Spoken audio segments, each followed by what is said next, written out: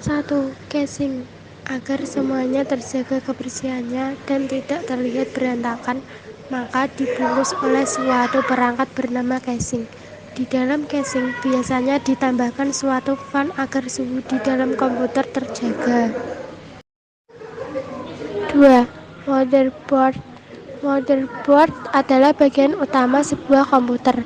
Fungsi motherboard sangat vital, yaitu sebagai penghubung dan tempat bertemunya koneksi semua hardware komputer, mulai dari power supply, prosesor, RAM, hard disk, mouse, keyboard, dan yang lainnya. 3. Prosesor. Bagian terpenting dari prosesor adalah arithmetic logical unit, control unit, dan memory unit. Adalah alat penyimpanan kecil yang mempunyai kecepatan akses cukup tinggi. Gambar di bawah ini merupakan prosesor. ROM adalah tempat penyimpanan data permanen pada komputer.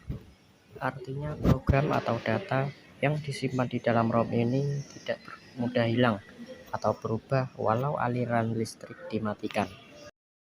Power supply merupakan bagian terpenting karena tugasnya adalah mengalirkan listrik. Apabila bagian ini rusak, maka komputer akan mati. Power supply biasanya dibedakan berdasarkan daya dalam satuan watt. Ada yang 350 watt dan 450 watt. Hard disk drive. Sebuah media penyimpanan data bisa berupa teks, lagu, gambar, video, dan program.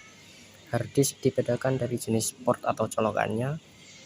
Untuk kapasitas penyimpanan, hard disk sangat beragam mulai dari 20 GB hingga hitungan terabyte.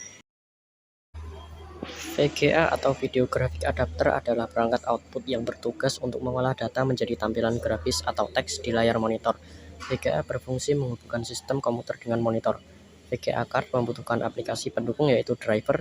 Driver ini berfungsi sebagai perantara sistem operasi dan kartu grafis. Heatsink. Heatsink ini merupakan logam dengan desain yang khusus terbuat dari aluminium dan juga tembaga yang berfungsi untuk memperluas proses transfer panas dari sebuah prosesor. NIC atau Network Interface Card adalah sebuah peralatan elektronik yang dibuat dari sebuah papan PCB yang akan melakukan konversi sinyal sehingga workstation dapat mengirim atau menerima data dalam sebuah jaringan. Kabel IDE. Perangkat IDE menggunakan kabel pita untuk menghubungkan satu sama lain. Semua kabel digabung pada kabel pita dan diletakkan datar di samping satu sama lain, bukan berkumpul atau dibungkus bersama-sama dalam sebuah komputer. Sound card. Sound card adalah perangkat keras komputer yang berfungsi untuk mengolah data berupa audio atau suara.